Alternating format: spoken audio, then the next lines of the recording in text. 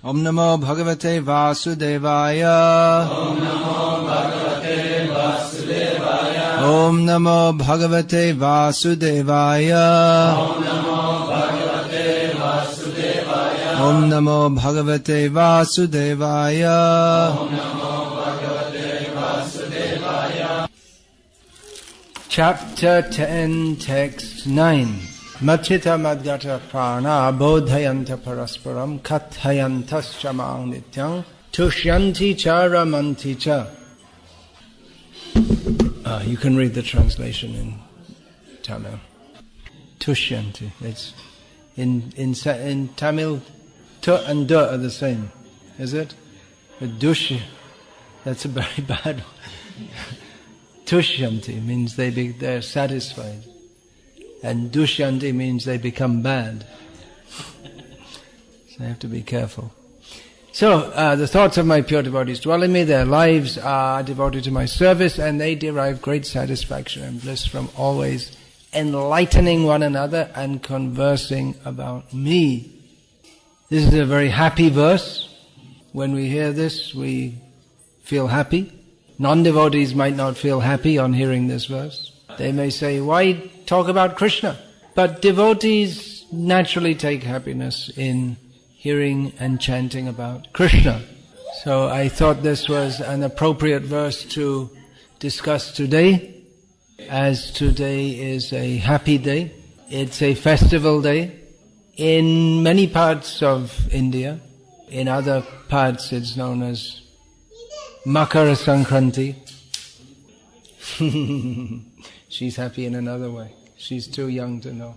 But please tell her that. Anyway, it's not directly. Okay. So, on festival days, we're all supposed to be happy. We expect that everyone will be happy. More than any other part of India, this is a festival in Tamil Nadu. But some people, even in Tamil Nadu, are unhappy on this day. I mean, someone may be suffering from a severe disease, for instance. So, this just underlines the fact that even though we want to be happy in this material world, we can't. So in the verse that we just read from Bhagavad-gita, we learn how we can actually be happy and always be happy. Today people are feeling happy, but soon the festival season will be over. And then it will be back to the normal daily routine. The spiritual world is the land of Krishna. That is described as the situation there is Nitya Mahotsav, a daily festival. You might think, well, if there's a daily festival, it would not be a festival. Because a festival has to be always something special and better than other days. But Krishna is so special that devotees, they don't feel as if it's a routine. Krishna rises early in the morning, is bathed and dressed by his mother, is fed by his mother, and then goes out with other boys of the same age to take out the cows. He comes back in the evening, he bathes again, takes his meal, and goes to bed. Although, well, that's what his mother thinks, but actually he jumps out at night and runs to the forest to be with the gopis. Now, it might seem, well, it's a very routine activity. You may think that we're doing all this sadhana and all this effort to become Krishna conscious, performing austerities, and at the end of it, you just go to a cowherd village and go out with the cows every day. And what's the point? What is the point? The point is Krishna. Krishna is the central object of everyone's love. And Krishna is always special. You may say, well, yeah, but if you're special, you get used to it. Just like you can think of some very popular person. There must be some very popular, beautiful film star in Tamil Nadu. Famous, is it? It must be someone, I don't know. So you may think, oh, it'd be so nice to be with her. She's so special. But to her parents, of course she doesn't have a husband, but whoever it may be, but to her parents, it's her daughter, their daughter. She may seem very special to others, and of course the children are always special to the parents. But when she walks in, they don't start taking photos and getting all excited. It's just, their daughter they've known all their life. However special someone might be, if you see them all the time, it just seems normal. But that is not the case with Krishna. Krishna's extraordinary transcendental qualities are always increasing. He is all attractive. So that the pure devotees, if they don't see him even for a second, they feel as if it's a major tragedy. You can read in the newspaper or see on the TV all the latest disasters. So many people killed in a bomb blast. That's daily news somewhere in the world. So many horrible things going on all over the world. But the gopis of Vrindavan, they think if Krishna is in front of us and we blink, that is a major disaster. We don't even notice when we blink because it's such a short time. But the gopis think, oh, horrible. We couldn't see Krishna for 1/10 of a second. And they're thinking, this Brahma, he created the world and all the body. He's not a very good designer. Why did he make eyes that blink? We may think, well, they see Krishna all the time. Why are they making such a big fuss? Because Krishna is so special, so attractive, that you don't get used to him. You don't become so familiar that you just think he's ordinary. And Krishna's attraction is always increasing. So that every day in the spiritual world is like a festival. And you don't get tired. You don't think, well, now I have had enough festivals and I need a break, I need a rest. Let's go and chill out in the impersonal Brahman for some time. Devotees don't think like that. They become more and more eager to serve Krishna. Just, of course, service may be in various ways. That service is complete and perfect and without any personal desire. So, that is the actual platform of bliss. And in our Krishna conscious movement we also have festivals. There are so many festivals like Janmashtami and Govardhan Puja, Ram Navami, and so on. But actually every day in Krishna consciousness is a festival. Materialistic people think that a good day is a holiday. And then we can sleep until 9 o'clock, 10 o'clock, 11 o'clock in the morning. I don't know. In India people used to rise early. But with the advent of TV, that's all changing. Even 15 years ago in Gujarat, in the towns, when we were going Sunday morning on Harinam Sankirtan at 7 o'clock in the morning, some people would look out and say, why are you waking us up so early? And in the country which I come from, which is supposed to be very advanced, Britain, people think if they can sleep up till 9 o'clock, 10 o'clock, 11 o'clock, it's very good. But in our movement we have the opposite idea. The less sleeping the better. And rise by 4 o'clock latest. You may think, well, that's horrible, that's too early. But the point is, we like to rise early because we're excited. We like to do activities in Krishna consciousness. When I first came in this life to a temple of Krishna in England, I got up at 4 o'clock in the morning, which I never imagined was possible previously. And I saw at 4:30 in the morning, everyone is singing and dancing for the pleasure of God. At that time I didn't know Krishna, but I understood God. So I knew this is something very special, because no one gets up every day early in the morning and sings and dances for the pleasure of Bhagavan. So Krishna consciousness is a daily festival. And there are some special festivals also. Actually in Krishna consciousness, this Pongal festival, it's not particularly a Vaishnava festival. But people like to celebrate, and we can celebrate it also. one day you have to clean up everything, huh? Which day is that? So one day you have to clean up everything. And actually in Chaitanya Mahaprabhu's Sampradaya we do this on the day before Rath Yatra. That's called Gundicha Marjan. Because in Puri, Chaitanya Mahaprabhu, when he was present there, on the day before Rath Yatra, he would, with his associates, thoroughly clean the Gundicha temple.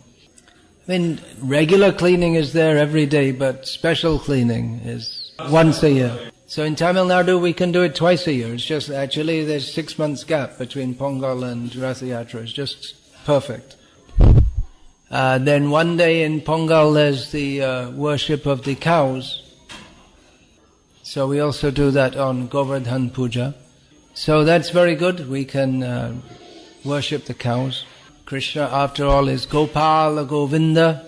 He's very fond of the cows, and that's an important part of Krishna consciousness, to protect the cows. Goraksha. Krishna, when he was living in Vrindavan, he demonstrated that the perfection of human life is to live very simply, being Krishna conscious, relying on the land, the cows, and Krishna. We don't require huge factories. We don't require electricity. For many generations, people lived, the only light they had was from the sun, the moon, and fire. That's all. So Srila Prabhupada, he wanted to restore the pure, simple, Krishna-conscious village life. So even though most of our preaching of our ISKCON to date has been in the cities, actually we have a lot of important service to do in the villages also, to convince people that you don't have to go to the city. You can live peacefully on the land and chant Hare Krishna. So this worship of the cows, that's particularly for a village-based festival. And until recently, most of the people of the world lived in villages, still. In India, people are migrating to the cities in huge numbers. But there's no need. People think my life will be better if I earn more money. Then I can buy more things. But that is the great mistake of modern civilization, to think that we can be happy by buying more objects. I need to buy more and more and more and more things, then I'll be happy. In the Western countries, there's something called shopping addiction. People just go out and they just go and they go to a shopping mall and they just buy and buy so many things which they see in one shop. I want this, okay, buy it. I want this, buy it, and they buy so many things. But you, as a human, you can only use a limited number of things. So they run up a huge bill on their credit card, and at the time of shopping they feel, oh, this is great, but afterwards they think, oh no, how am I going to pay for all of this? There are so many addictions in the modern world. People are addicted to alcohol, tobacco, coffee, eating. Some people, they just go eating. And some others, addiction, which are worse. Addictions to very toxic drugs. In the Western world, it's quite common that people, they buy this kind of glue which has a strong smell, and they sniff that, and it makes your mind go all strange, and they become addicted to that. So all these addictions just show that people are dissatisfied at heart. The modern society is making people more dissatisfied. So we say, Prabhupada says, Krishna says, live simply and become addicted to Krishna. That is the one good addiction. Just like in our Krishna conscious movement, we don't like to do anything which is not Krishna conscious. There must be so many movies coming out, but people who have a taste for Krishna consciousness, they're not in the slightest bit interested in going to see movies. There are so many discussions of different politicians. We're not interested in these things. Great cricket stars and tennis stars, we have no interest in any of this. We have Krishna consciousness. Rasa varjang rasopyasya parang drishva nivartate. It's not that we're doing very severe yoga practices and we've controlled the mind and senses in that way. But we're fully satisfied in practicing Krishna consciousness. Even we may be a long way from the fully perfectional stage. But even in the primary stage of devotional service, a devotee feels satisfaction. As Srila Prabhupada states here in the purport, in the preliminary stage of devotional service, they, the devotees, relish the transcendental pleasure from the service itself. And in the mature stage, they are actually situated in love of God. So we're trying our best to serve Krishna, and we have faith that if we do so, that Krishna will gradually reveal himself to us. Atah Shri Krishna namadi na bhaved grahyam indriyahi sivonmukhi jivado swayameva spuratyata. We cannot demand that Krishna will show himself to us. We cannot perceive Krishna through the mundane senses. But when our senses become purified, then naturally we'll see Krishna. Krishna will reveal himself to us. And purified means that we engage all our senses in the service of Krishna. Rishikena Rishikesha Sevanam Bhaktir Uchyate. Devotional service means to serve with all our senses Krishna, who is the master of the senses. Srila Prabhupada would say, chant Hare Krishna and be happy. So this is a very serious instruction. We have to take the order of our Guru very seriously. So if the Guru says that we should be happy, then we should be happy. But when Srila Prabhupada says chant Hare Krishna and be happy, that doesn't mean chant Hare Krishna and then you, I don't know, drink some wine or something like this. I'll be happy. I think I'll drink wine, I'll be happy.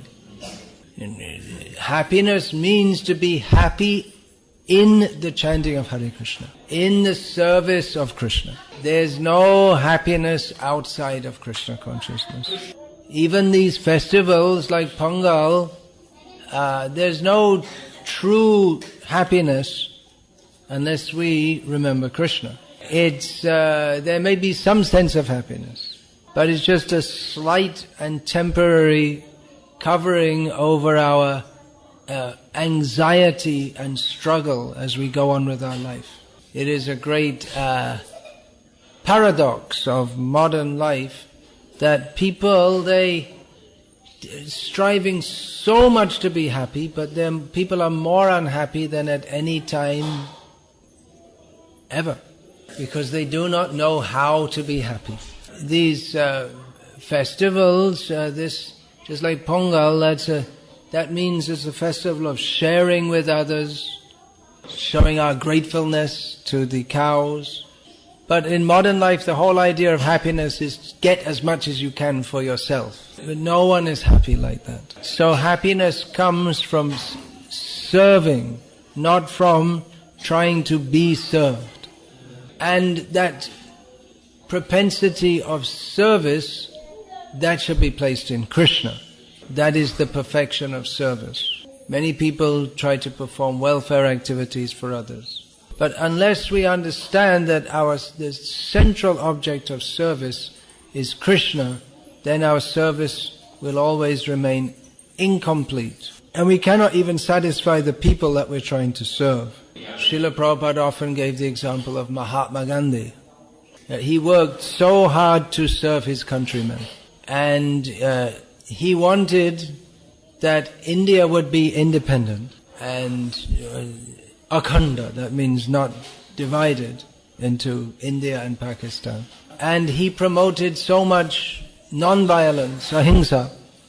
But what happened was eventually India was divided and tremendous violence was generated in the separation of India. So on the morning that he was shot in the evening, and in the morning of that day, he said, "I am so disgusted, I feel like I should die." So he served selflessly all his life, but he could not satisfy the people he wanted to serve, nor was he himself satisfied. And although the British considered him their enemy, he was eventually shot dead by one of the people for whom he was trying to work, one of his own countrymen. So his great sacrifice and selflessness all went in vain, because he didn't know the secret of how to serve and who to serve. Although he was known as a great devotee of Bhagavad-gita, he didn't come to the same conclusion that Arjuna came to. After hearing Bhagavad-gita, Arjuna said to Krishna, "Karishe vachanam tava," I will do what you tell me to do. So this is the secret of happiness, to do what Krishna wants us to do. Savai pungsang paro dharmo yato bhaktir adhokshaje ahaitokya pratihata yayatma suprasidati. We can only be satisfied fully if we fully give ourselves to Krishna. We may try to satisfy the body by dressing it very finely, giving it good foods, having air conditioner in the summer, but we will not be satisfied. We can try to satisfy the mind by entertainment. Through the TV we get so much entertainment, but we will not be satisfied. We can try to satisfy the intelligence by considering various speculative philosophies. So many philosophies in the world, but none of them give satisfaction. We have to satisfy the soul. We are not the body. We are not the mundane mind or intelligence. We are Atma, spiritual being, eternal servant of Krishna. So we can be satisfied only by full service to Krishna. That is the supreme dharma for every living being. So on this happy day, we should consider, how can we be happy always, even after death? Death is inevitable. It is not pleasant. If we made some arrangement that whoever comes here, we shoot them dead, who would come? No one would come. We'd also get arrested. No one wants to die. But a devotee, he doesn't fear death because he knows he's not the body. One great Vaishnava poet sings, Radha Krishna pranamo jugala kisho jibane marane gati ar nahimo.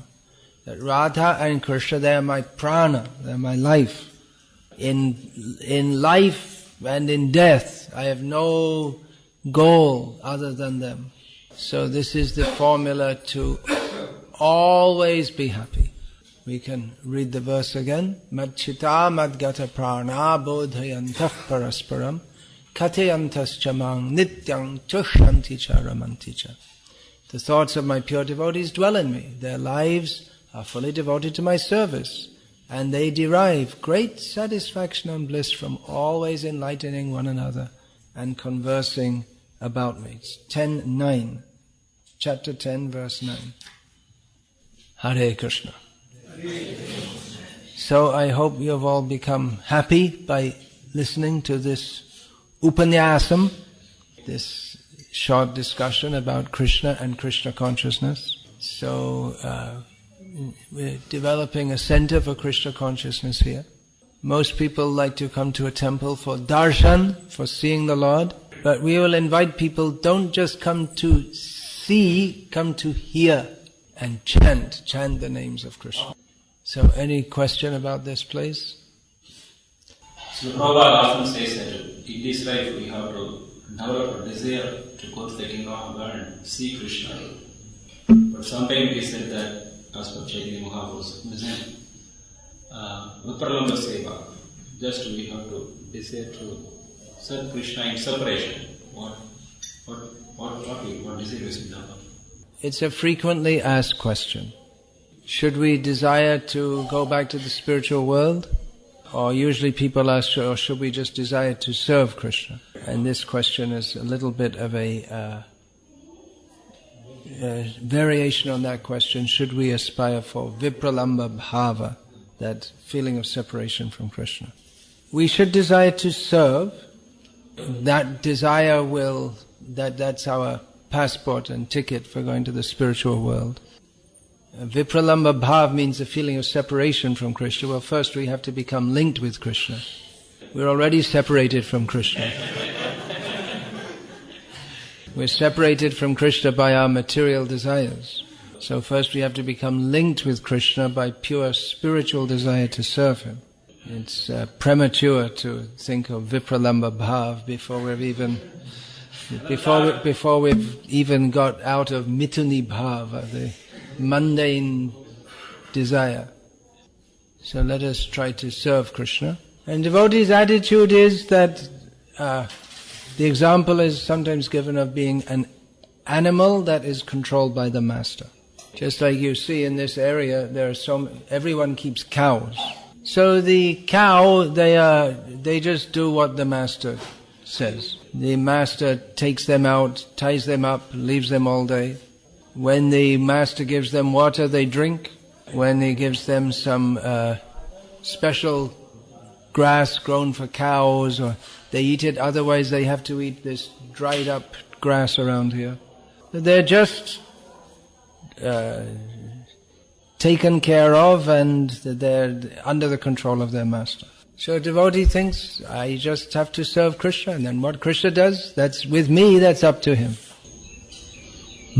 Anything else? In Uganda, there are many festivals not having to connect with Krishna's content or customs. In the modern New Year and then Valentine's Day and Women's Day and Father's Day and how much has in these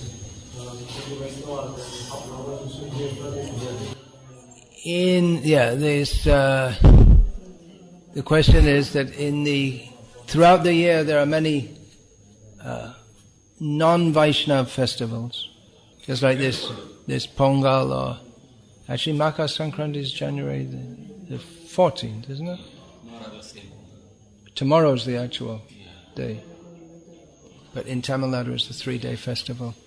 So, Makar Sankranti or Pongal is not a particularly Vaishnava festival.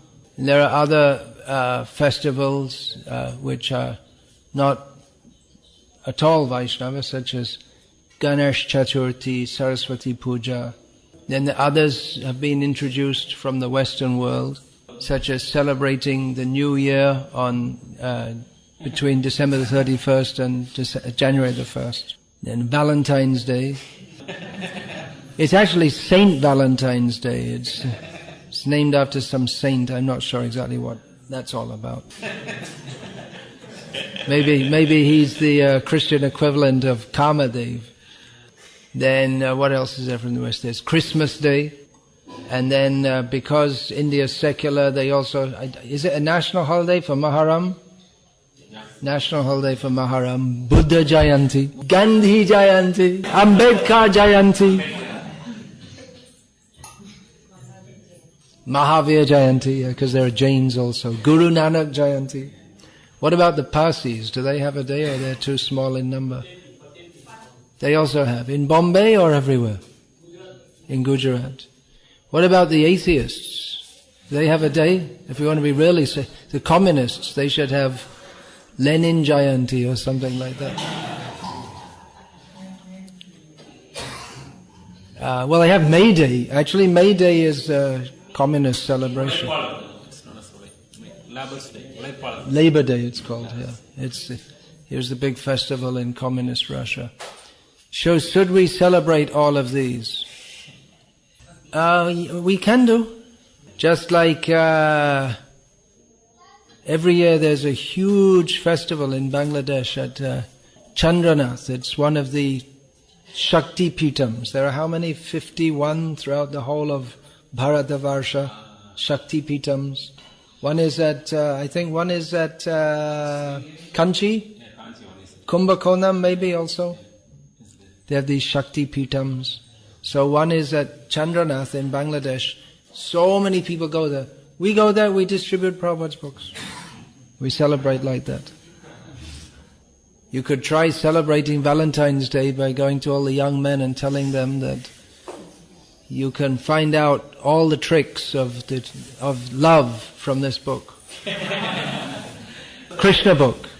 Krishna book. You can learn from Krishna how to get the most beautiful girl. But watch out, she's very tricky.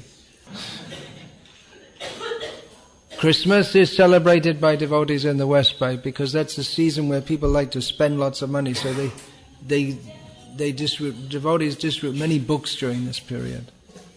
So we can see how to celebrate them all in a Vaishnava way. As far as this festival is concerned, we ourselves don't put much effort into it. But if people like to come to the temple and give it some special decoration, we'll go along with that. No harm. Anything else? Actually speaking, Deepavali, some festivals they have connection also. Like Deepavali, these people now they teach like that, but Deepavali has connection with Lord and Lord Krishna. Yeah, Deepavali is connected with Krishna and Rama. And Chaitanya Mahaprabhu actually says, we can find in Chaitanya Charitamrita to celebrate it, but it's never been a major festival of the Gauriyas. In Bengal it's not a big thing, because at that time in Bengal the big thing is Durga Puja, around that time. They made Durga Puja a huge thing, and if you go to anywhere in West Bengal especially, in Calcutta, the whole city, it's amazing. They have these pandals, amazing. But it's actually a modern introduction, because previously Durga Puja was just celebrated at home, and it was only about 150 years ago one sadhu introduced that it should become a public festival with big pandals and all this kind of thing. Ganesh Chaturthi was also, Lokamanya Tilak made it a big, otherwise Marathi, especially in Maharashtra it's celebrated. Otherwise Marathi culture is for Vittal, Panduranga. So there are many modern things which are just spoiling the original culture. Just like I just came to learn that the whole Tamil language has been butchered by one politician. 20 years ago the whole Tamil language was altered by someone for political reasons to disconnect it from Sanskrit. And modern people, they don't even know about this. So, we're trying to establish the real culture in the face of the tsunami of materialism. Just like most men in India nowadays, the vast majority, they don't know how to put on a dhoti, and they would feel embarrassed to wear one. Vichitramana.